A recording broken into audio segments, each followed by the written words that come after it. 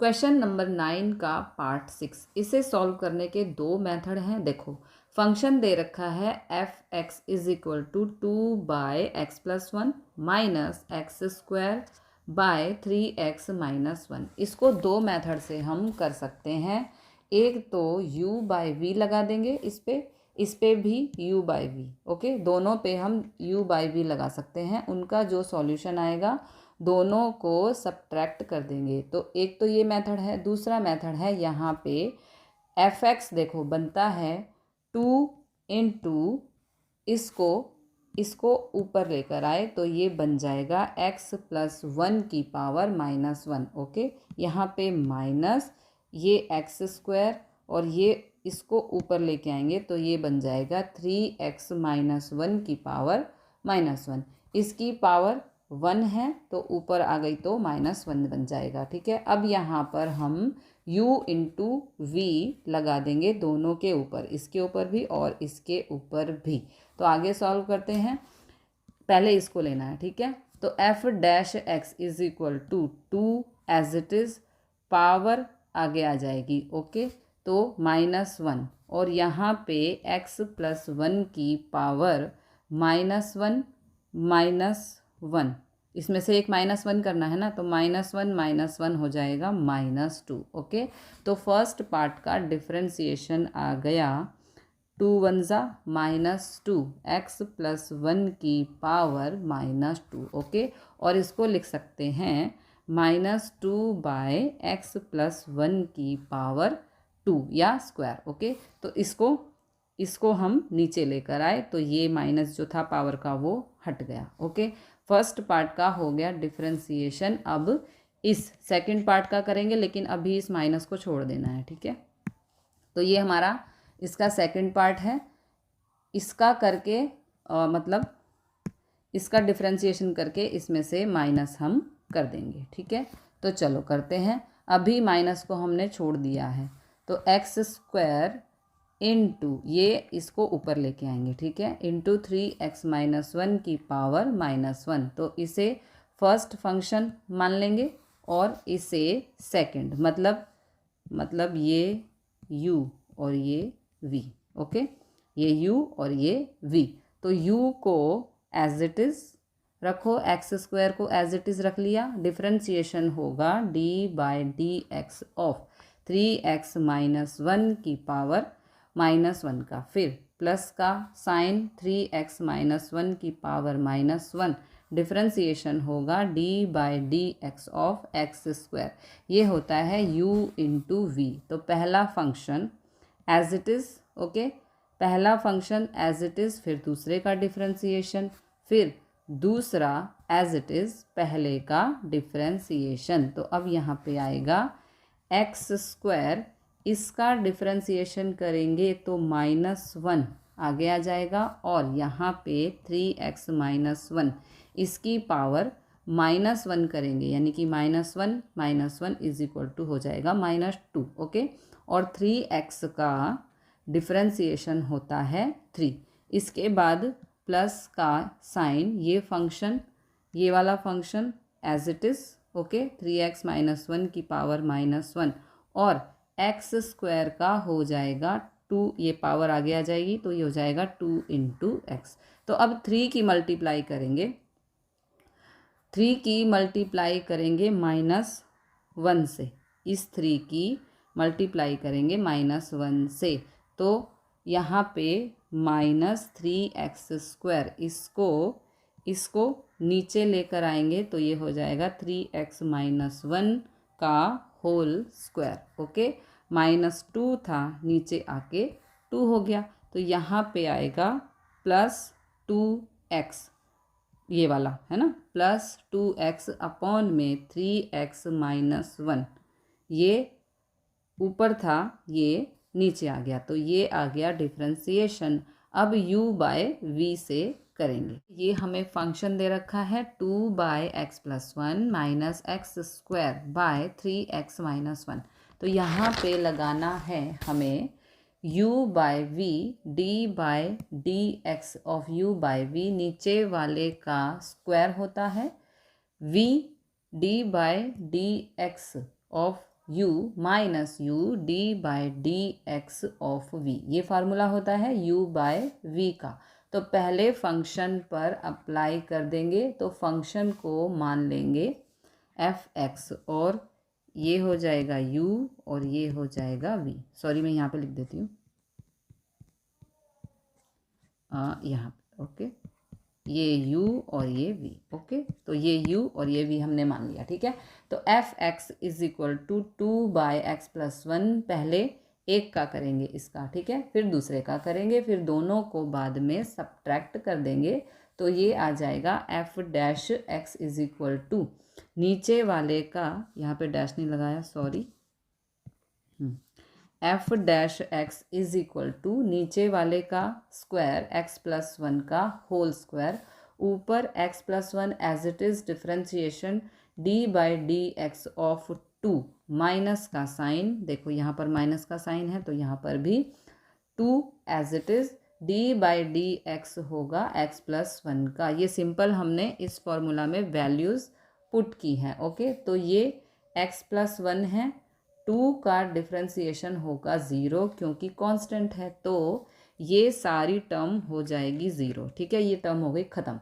तो यहाँ पे आएगा -2 d by d x of x, x का डेरिवेटिव 1 और 1 का 0, तो यहाँ पे इनटू में 1, तो ये न्यूमरेटर आ गया -2, क्योंकि 1 से मल्टीप्लाई करने पर -2 ही आएगा, अपॉन में x माइनस 1 का होल स्क्वायर। ये हो गया फर्स्ट फंक्शन का डिफ्रेंसिएशन।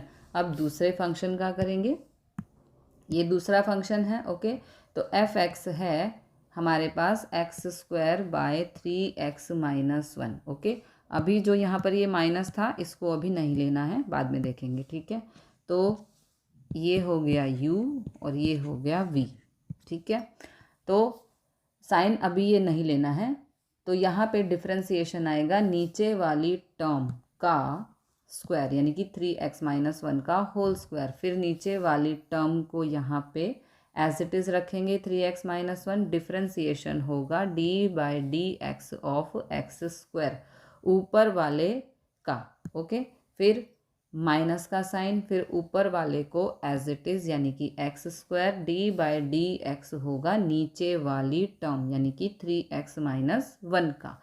अब 3x माइनस 1 यहाँ पर एज इट इज़, तो x² का d बाई डी एक्स हो जाएगा इनटू में 2x, क्योंकि पावर आगे आ जाएगी, ठीक है, minus x² as it is, यहाँ पे d बाई डी एक्स करेंगे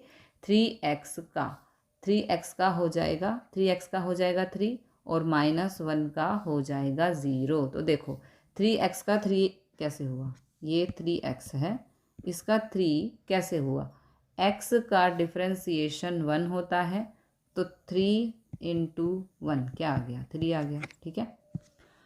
3 को इंटू में रहेगा तो 3 इंटू 1 इज़ 3, अपॉन में 3x माइनस 1 का होल स्क्वायर, ओके। अब इसे हम सिंप्लीफाई कर देंगे, तो 2x की 3 से मल्टीप्लाई की तो 6x², 2x की -1 से की तो -2x, और यहाँ पे -3x², बिकॉज 3 वन ज़ा 3, तो -3x² अपॉन में 3x माइनस 1 का होल स्क्वायर। आगे सॉल्व करेंगे, 6x² माइनस 3x², ये हो गया 3x², ये -2x अपॉन में 3x माइनस 1 का होल स्क्वायर। तो ये फर्स्ट का डेरिवेटिव और ये सेकंड का डेरिवेटिव, अब इसको हम सब्ट्रैक्ट कर देंगे, तो f डैश x है पहले का -2 अपॉन में x+1 का होल स्क्वायर, माइनस दूसरे का डेरिवेटिव है 3x² माइनस 2x अपॉन में 3x माइनस 1 का whole square. This is your answer. Question number 11, find the derivative of the following functions. हमें कुछ फंक्शंस गिवन हैं, उनके डेरिवेटिव हमें फाइंड करने हैं। तो पहला फंक्शन है sin x cos x, तो सबसे पहले इसे f(x) अज्यूम कर लेंगे, f(x) is equal to sine x cos x। अब यहाँ पर दो फंक्शन हैं, एक साइन एक्स है, दूसरा कॉस एक्स। तो जब दो फंक्शन मल्टीप्लिकेशन में दे रखे हों तो u इंटू वी का फॉर्मूला लगाकर डेरिवेटिव फाइंड करेंगे। F x is equal to u into v की फॉर्म में अगर है तो एफ डैश एक्स होता है u function as it is d by d x of v plus v as it is d by d x of u, इस तरीके से। या फिर इसको हम इस तरीके से भी लिख सकते हैं u as it is derivative of v dash plus v as it is derivative of u, मतलब u डैश जिसका भी डेरिवेटिव करना हो उसके ऊपर डैश लगा देते हैं। ये फॉर्मूला इस तरीके से लिखा जाता है। इस फॉर्मूले को अप्लाई करके डेरिवेटिव फाइंड करना है। तो अब यहाँ पर ये u है और ये v है। Okay,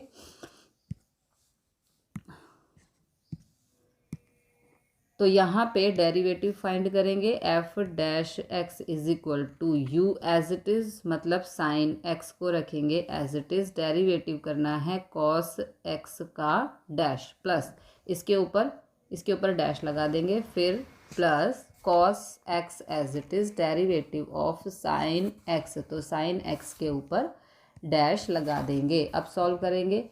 sign x as it is cos x का डेरिवेटिव होता है minus sine x plus cos x, और साइन एक्स का डेरिवेटिव होता है कॉस एक्स। अब साइन एक्स को साइन एक्स से मल्टीप्लाई कर देंगे तो ये हो जाएगा minus sine square x plus cos x की कॉस एक्स से मल्टीप्लाई तो कॉस स्क्वायर एक्स। ओके, ये हो गया हमारा डेरिवेटिव। आगे इसे थोड़ा और सॉल्व कर सकते हैं। F dash x is equal to, इसे हम लिख सकते हैं cos square x minus sine square x, ऐसे लिख सकते हैं। और ये फॉर्मूला होता है कॉस 2x का। ये हो गया हमारा derivative. This is your answer. Question 11 का पार्ट 2, इसमें हमें फंक्शन दे रखा है सेक एक्स, तो इसे अज्यूम कर लेंगे f of x is equal to sec x.